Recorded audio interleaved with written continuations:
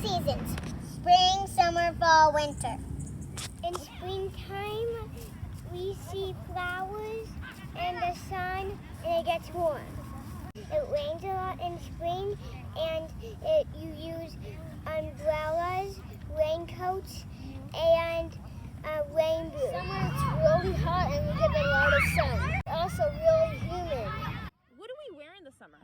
T-shirts, and we also swim. Trunks. Just put sunscreen on your skin. Why? Protect your skin from the sun. There's cool winds, falling, and turning different colors.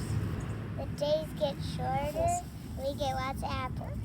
In fall, we wear long sleeve shirts and pants. We wear sweaters. In winter, cold, and we get snowflakes. And pretend this is a snowflake. Snowflakes fall. That was just a leaf. I was just pretending those. Snow on the tops of our roofs, and we wear jackets. Really cold nights. And what? And we wear jackets. Gloves. Hats, scarves, and gloves. We can drink hot cocoa. We can make snowmans. We can play in the snow. We can have snowball fights. We can go skiing. We can go skiing. Hot grown-ups.